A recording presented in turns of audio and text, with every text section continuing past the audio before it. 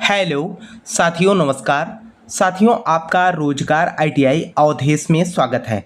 साथियों, आज की क्लास में हम बात करने वाले हैं ITI first year electrician trade theory. इसके पहले आप सभी को पता ही है कि 7 क्लास हो चुका है, जो कि आपके नियमी पैटर्न पे आधारित जो प्रश्न है उसी को मैं आपको यहाँ पर हल करा रहा हूँ। ठीक है। दूसरी बात यह है कि मैंने आपको पहले भी बता रखा था मेरे भाई कि एनसीईआरटी बोर्ड की तरफ से जो नियमी पैटर्न पे आधारित प्रश्न है इसे आप लोगों को बहुत ही अच्छे ढंग से पढ़ लेना है, क्योंकि यहीं से जो है आप लोगों का प्रश्न जो है जो सीबीटी परीक्षा आप लोगों की कंप्लीट कराई जाएगी अगस्त में, यही से जो है प्रश्न रिपीट किए जाते हैं। बाकी मैं आपको नियमी पैटर्न पे आधारित जितने भी प्रश्न हैं इसे हल कराने के बाद आपको हम जो है 2 से 3 साल का मैं आपको प्रीवियस ईयर का पेपर भी हल करा दूंगा, जिससे कि आप लोगों को समझ में आ जाए कि एनसीईआरटी बोर्ड की तरफ से जो आप लोगों की सीबीटी परीक्षा कंप्लीट कराई जाती है, देखेंगे आप जो है बहुत सारे प्रश्न जो है बार बार रिपीट किए जाते हैं।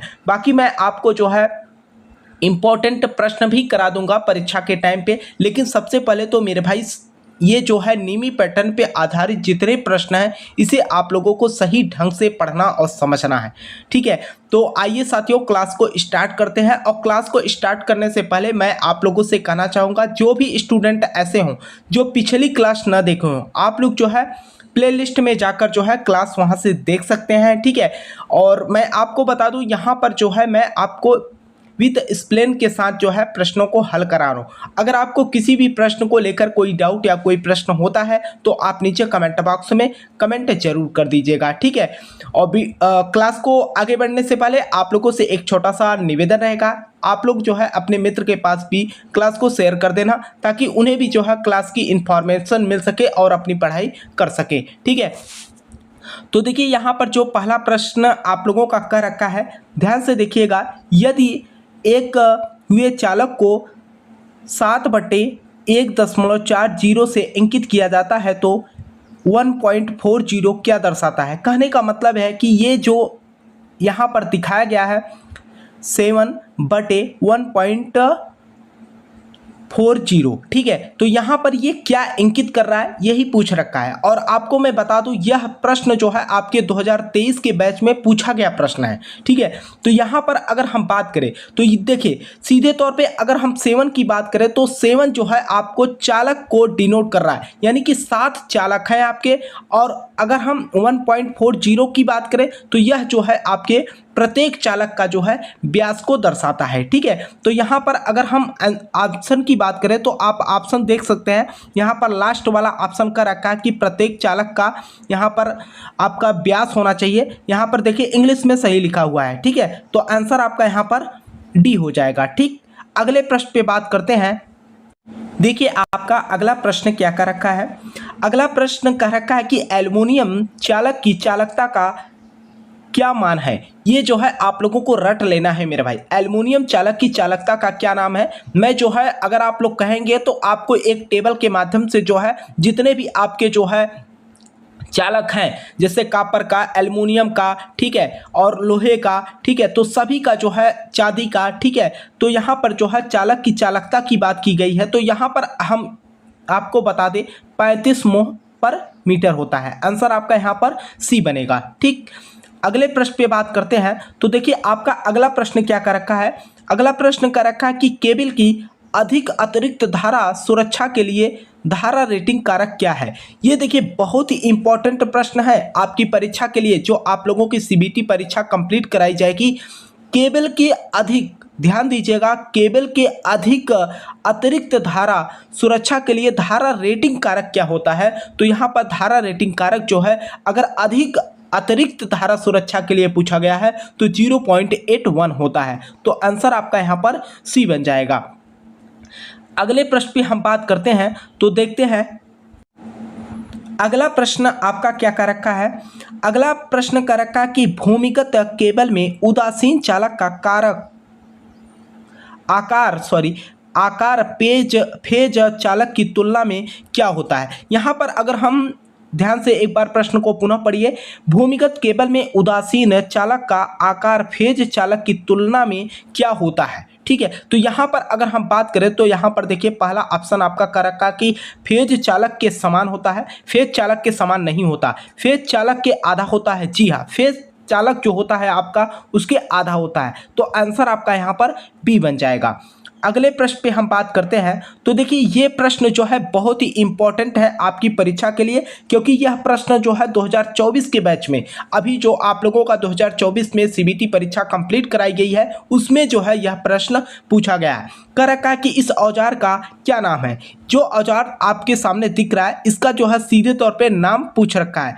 अगर हम नाम की बात करें तो यह जो है आपका क्या होता है, क्रिप्टिंग टूल होता है। और ये काम क्या करता है, ये किसी भी वर्कपीस को जो है बहुत ही मजबूती से जो है पकड़ बनाए रखता है। ठीक है, काटता नहीं है, ध्यान रखिएगा। कभी कभी आपसे पूछ लेता है कि क्या क्रिप्टिंग टूल जो है काटने के लिए भी हम उपयोग करते हैं, तो ऐसा नहीं, ये केवल जो है बहुत ही मजबूती के साथ जो है पकड़ प्रदान करती है। तो आंसर आपका यहाँ पर सी हो जाएगा। देखिए आपका अगला प्रश्न क्या कर रखा है। यहाँ पर अगर हम अगले प्रश्न की बात करें तो कह रखा है कि माइक्रोमीटर का पाठ्यांक क्या है। माइक्रोमीटर का पाठ्यांक क्या है, अब यहाँ पर देख सकते हैं माइक्रोमीटर का जो है पाठ्यांक दिखाया गया है। इसे जो है आपको समझ के जो है बताना है। अब ये आप कैसे जो है इसे यहाँ पर माइक्रोमीटर का पाठ्यांक कैसे पढ़ेंगे, तो सबसे पहले मैं आपको बता दूँ यहाँ पर जो आप लोगों का फार्मूला होता है, अगर हम यहाँ पर बात करें तो मेन स्केल हो जाएगा आपका। ठीक है, उसके बाद आप लोगों को भी पता है कि 0.01, उसके बाद इनटू थिम्बल। ठीक है, जो आपका थिम्बल दिख रहा है उसमें जो पाठ्यांक होगा उसे हम यहाँ पर डिनोट करेंगे। अगर हम मेन स्केल की बात करें तो मेन स्केल आपका ये है। ठीक है, आप देख रहे हैं मेन स्केल का मान, अगर हम पाठ्यांक की बात करें तो आप देख सकते हो 4 के बाद यहाँ पर 4.5 होगा। ठीक है, मेन स्केल आपका 4.5 होगा प्लस 0 × 1 थिम्बल की अगर हम बात करें तो यहाँ पर आप देख सकते हो कितना दिख रहा है, 5 दिख रहा है। ठीक है, तो यहाँ पर अगर हम 5 से इसमें गुणा कर लेंगे तो टोटल अगर हम बात करें तो यहाँ पर 4.55 आ जाएगा। ठीक है, तो आंसर आपका यहाँ पर सी बन जाएगा। अगले प्रश्न पे हम बात करते हैं। तो देखिए आपका अगला प्रश्न क्या कर रखा है, कर रखा है कि वाहनों की बॉडी के सुधार हेतु सोल्डरिंग की कौन सी विधि प्रयोग की जाती है। वाहनों की बॉडी के सुधार हेतु देखते होंगे आप लोग जहां पर वेल्डिंग किया जाता है, लोहे के मोटे मोटे सीट होते हैं उन्हें जो है वेल्ड किया जाता है। वाहनों की बॉडी के सुधार हेतु सोल्डरिंग कि कौन सी विधि प्रयोग की जाती है, सीधे तौर पे यही पूछ रखा है कि कौन सी विधि हम जो है यहाँ पर अप्लाई करते हैं। तो यहाँ पर जो है आपको मैं बता दूँ, यहाँ पर रखा है कि डीप सोल्डरिंग नहीं किया जाता। यहाँ पर जो है ज्वाला के साथ हम क्या करते हैं, सोल्डरिंग करते हैं। तो आंसर आपका यहाँ पर क्या बन जाएगा, बी बन जाएगा। आइए अगले प्रश्न पे बात करते हैं। तो देखिए आपका अगला प्रश्न क्या कर रखा है कि गुथे हुए चालक का ठोस चालक की तुलना में क्या लाभ है। गुथे हुए चालक का ठोस चालक की तुलना में क्या लाभ है, क्या लाभ हो सकता है, उसके बारे में जो है आपसे पूछ रखा है। तो यहाँ पर देखिए यह क्या है, जो है कम कीमती होता है, अधिक लचीला होता है। जी हाँ, ये जो है अधिक लचीला भी होता है, लेकिन लचीले के साथ साथ यह मजबूत भी होता है। ठीक है, क्या लचीले के साथ साथ जो है यह काफ़ी मजबूत भी होता है। तो यहाँ पर अगर हम आंसर की बात करें तो आपका क्या हो जाएगा, अधिक लचीला। ठीक, अगले प्रश्न की हम बात करते हैं। तो देखिए आपका अगला प्रश्न क्या कर रखा है। अगला प्रश्न आपका कर रखा है कि 16 एम्पियर केबल की धारा क्षमता क्या है यदि यह अधिक अतिरिक्त धारा सुरक्षा द्वारा संरक्षित करती है तो। ठीक है, कहने का मतलब यह है कि आपको मैंने पहले भी बताया, अधिक यहाँ पर यदि यह अधिक अतिरिक्त धारा, अभी मैंने आपको अधिक अतिरिक्त धारा का जो रेटिंग मान होता है उसे हमने बताया था 0.81 होता है। ठीक है, और 0.81 में ही हम क्या करेंगे, 16 एम्पियर का जो है हम सीधे गुणा कर देंगे। ठीक है, तो यहाँ पर टोटल अगर हम इसे आप आपस में जब मल्टीप्लाई करेंगे तो आपका क्या आ जाएगा, 1296 एम्पियर। ठीक है, तो ये लगभग अगर हम देखें तो 13 के करीब में जा रहा है। तो आपका यहाँ पर आंसर आपका क्या हो जाएगा, 13 एम्पियर। ठीक, अगले प्रश्न पे हम बात करते हैं। देखिए अगला प्रश्न कर रखा है कि बिजली की मात्रा के लिए इकाई क्या है, बिजली की मात्रा के लिए इकाई क्या है। यहाँ पर सीधे तौर पे आपसे मात्रक ही पूछ रखा है, तो आपको ये तो पता ही है कि क्या होता है, क्या होता है आपका कूलाम होता है। आंसर आपका क्या बन जाएगा, बी बन जाएगा। ठीक है, अगले प्रश्न पे हम बात करते हैं। तो देखिए अगला प्रश्न आपका कह रखा है कि सोल्डरिंग विधि का क्या नाम है। सीधे तौर पे आपको यहाँ पर जो है सोल्डरिंग विधि को जो है दिखा दिया गया है और इस विधि का जो है सीधे तौर पे आपसे नाम पूछ रखा है। तो यहाँ पर अगर हम बात करें तो यह जो है आपका क्या होता है, देखिए कह रखा है डीप सोल्डरिंग है या सोल्डरिंग आयरन है। जी हाँ, ये जो है आपका सोल्डरिंग आयरन है। तो आंसर आपका यहाँ पर क्या बनेगा, बी बन जाएगा। अगले प्रश्न पे हम बात करते हैं। तो देखिए आपका अगला प्रश्न क्या कर रखा है, और बहुत ही इंपॉर्टेंट प्रश्न है मेरे भाई, वेरी वेरी इंपॉर्टेंट प्रश्न, क्योंकि 2023 और 2024 दोनों बार जो है यह परीक्षा में पूछा गया प्रश्न है। सीधे तौर पे कह रखा है कि विद्युत वाहक बल ज्ञात करने हेतु किस सूत्र का उपयोग किया जाता है। विद्युत वाहक बल ज्ञात करने हेतु किस सूत्र का उपयोग किया जाता है। तो यहाँ पर अगर हम सूत्र की बात करते हैं तो यह जो है आपका क्या हो जाएगा, आपका देखिए पहला करेगा विभवांतर माइनस वोल्टेज पाथ, ये नहीं होगा, विभवांतर प्लस वोल्टेज पाथ। ठीक है, तो आंसर आपका यहाँ पर क्या बन जाएगा, बी बन जाएगा। अगले प्रश्न पे हम बात करते हैं।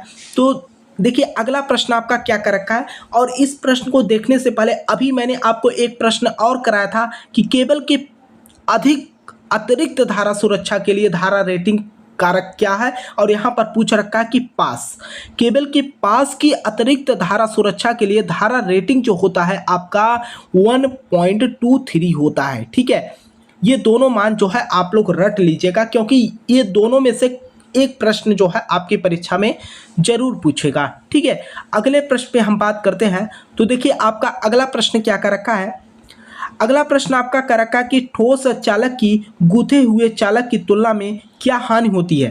ठोस चालक की गूंथे हुए चालक की तुलना में क्या हानि होती है, यह जो है आपसे पूछ रखा है। तो यहाँ पर अगर हम बात करें तो यह जो है कह रखा है कि पहला कम कठोरता होती है या ये जो है कम लचीलापन होता है। तो आंसर आपका यहाँ पर क्या बन जाएगा, बी बन जाएगा।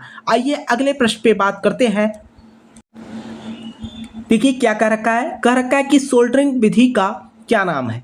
देखिए मैंने आपको पहले भी बताया था कि इसी तरीके से जो है आपके जो वर्कशॉप में जो आपके टूल्स और औजार है उनका जो है सिंबल ही बनाकर जो है आप लोगों को पूछ लेता है। यहाँ पर देखिए सोल्डरिंग विधि का सीधे तौर पे नाम पूछ रखा है। तो ये जो है आपको किस विधि के द्वारा जो है वेल्डिंग की जा रही है। तो यहाँ पर जो है हम किस विधि के द्वारा वेल्डिंग कर रहे हैं, सोल्डरिंग गन के साथ जो है सोल्डरिंग की जा रही है। ठीक है, तो आंसर आपका यहाँ पर क्या हो जाएगा, सी हो जाएगा। ठीक, अगले प्रश्न पे हम बात करते हैं। तो देखिए आपका अगला प्रश्न क्या कर रखा है, अगला प्रश्न अगर हम बात करें तो यहाँ पर देखिए क्या कर रखा है कि सोल्डरिंग में ठंडे सोल्डर दोष का कारण क्या है। सोल्डरिंग में ठंडे सोल्डर दोष का कारण क्या होता है। तो यहाँ पर अगर हम ठंडे सोल्डर दोष पूछ रखा है तो यहाँ पर अपर्याप्त उष्मन होगा। ठीक है, अपर्याप्त उष्मन के कारण ही जो है यहाँ पर दोष का कारण होता है। तो आंसर आपका यहाँ पर क्या बन जाएगा, बी बन जाएगा। ठीक है, अगले प्रश्न की बात करते हैं। क्या कह रखा है, आप देख सकते हैं यहाँ पर कह रखा है कि क्या होता है यदि वोल्टेज को अमीटर की तरह जोड़ा जाए। क्या होता है यदि वोल्टेज को अमीटर की तरह हम जोड़ दें। तो जब कभी भी अगर आप वोल्टेज को अमीटर की तरह जोड़ेंगे तो वहाँ पर जो है आपका पाठ्यांक जो होगा वह कम प्रदर्शित होगा, यानी कि कम पाठ्यांक दिखेगा। तो आंसर आपका यहाँ पर क्या बन जाएगा, ए बन जाएगा।